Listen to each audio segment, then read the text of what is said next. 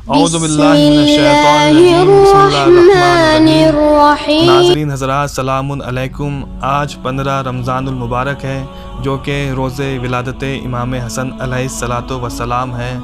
आप हमारे दूसरे इमाम और आपकी सीरत तैयबा शियान अहले बैत के लिए एक नमूना अमल और ज़रिया निजात है। इस पुरमसरत घड़ी पर आपकी खिदमत में और बिलखुसूस इमाम ज़मान अलैहिस्सलाम की खिदमत में मुबारकबाद पेश करते हैं।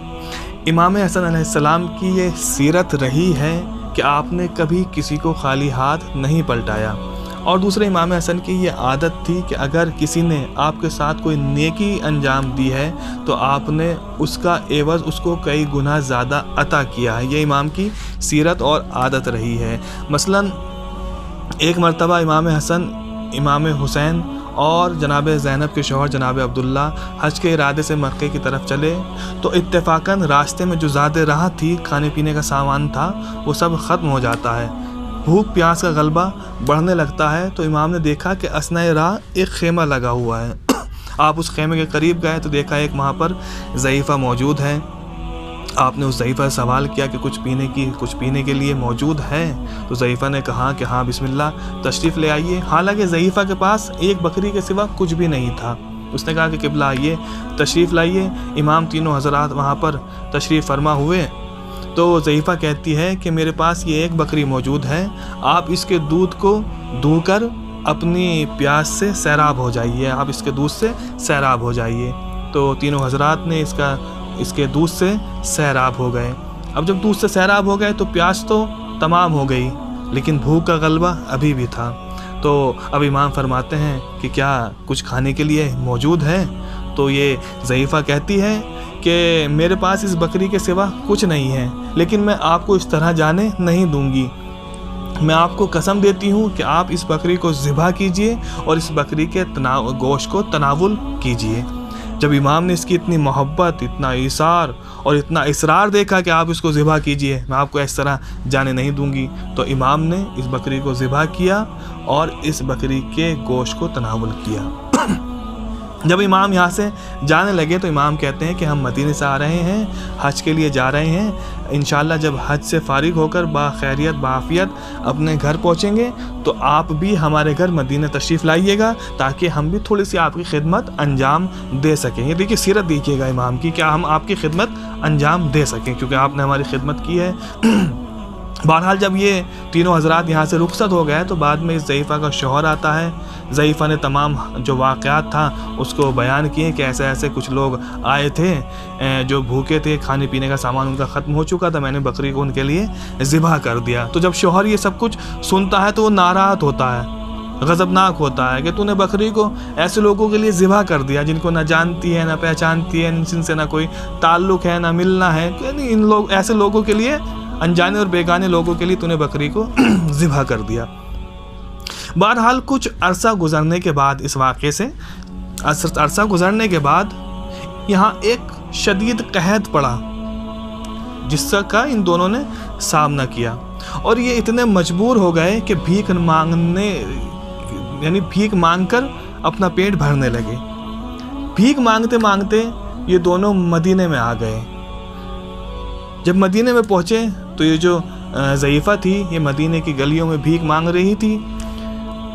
तो भीख मांगते मांगते जब इस ज़ईफ़ा का गुज़र एक गली से हुआ तो देखा कि वहाँ पर इमाम हसन अलैहिस्सलाम अपने घर के दरवाजे पर बैठे हुए हैं। जैसे ही इमाम ने इस ज़ईफ़ा को देखा, ये ज़ईफ़ा तो इमाम को नहीं पहचान पाई, लेकिन इमाम ने इस ज़ईफ़ा को पहचान लिया। इमाम दौड़े हुए उसके पास गए और उससे कहा कि क्या तू हमें पहचानती है? तो कहती है नहीं आका, मैं तो आपको नहीं पहचानती। इमाम ने कहा कि हम फ़ला महीने में ऐसे ऐसे तेरे यहाँ मेहमान हुए थे, क्या हमको नहीं जानती? तो वो कहती है नहीं, मुझे कुछ याद नहीं आ रहा, मैं आपको नहीं पहचानती। तो इमाम फरमाते हैं बहरहाल तू हमें पहचानती हो या ना पहचानती हो, लेकिन हम तुझे पहचानते हैं, हम तुझे जानते हैं।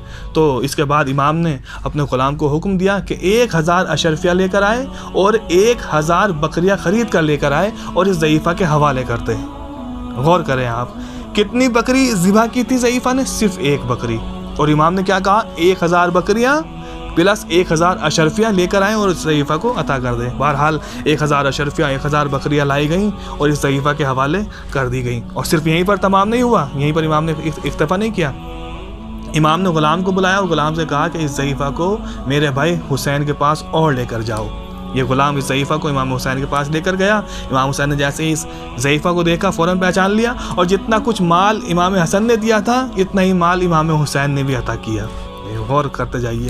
پھر اس کے بعد امام حسین نے بھی اس کو جو ہے اسی پر اکتفا نہیں کیا، بلکہ اس غلام سے کہا کہ اس ضعیفہ کو ہمارے بھائی جناب عبداللہ بن جعفر طیار کے پاس لے کر جاؤ۔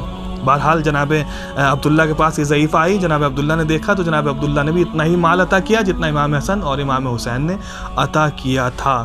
اب اس کے پاس ہزاروں بکریاں، ہزاروں اشرفیہ ہو گئی۔ کتنی ذبح کی تھی؟ اونلی صرف ایک بکری ذبح کی تھی، اور کتنی مل گئی؟ ہزاروں بکریاں، ہزاروں اشرفیہ اس کو مل گئی۔ یعنی جب مدینے میں آئی تھی تو فقیر اور نادار تھی، اور جب امام کے در سے متمسک ہو کر جا رہی ہے تو اب ماشاءاللہ سے امیر ہے، بکریوں کی مالکہ ہے، اشرفیوں کی مالکہ ہے۔ یعنی جو یہاں اس طرح سمجھ لیجئے کہ جس کو جو امام کے ساتھ نیکی کرتا ہے، امام اس کو 1000 گناہ عطا کرتے ہیں۔ اب آپ یہاں سے اندازہ لگائیے کہ یہ تو امام ہیں کہ اگر ان کے ساتھ نیکی کی جائے تو 1000 گناہ عطا کرتے ہیں، تو وہ خدا کہ جو امام کا بھی مالک ہے، اگر راہ خدا میں ہم خرچ کریں، یتیموں کا خیال رکھیں، پڑوسیوں کا خیال رکھیں، تو اندازہ لگائیے اللہ ہم کو کتنا زیادہ عطا کرے گا۔ تو عزیزان گرامی، سامعین کرام، یہ امام کی زندگی، امام کی سیرت ہمارے لیے سیرت یعنی نمونہ عمل اور ذریعہ نجات ہے۔ تو آخر میں ہم خدا سے دعا گو ہیں کہ اللہ ہم کو اتنا حوصلہ اور توفیق عطا فرمائے کہ ہم بھی راہ خدا میں خرچ کریں، تاکہ اللہ کی زیادہ سے زیادہ نعمتوں کے مستحق قرار پا جائیں۔ وآخر دعوانا ان الحمد للہ رب العالمین۔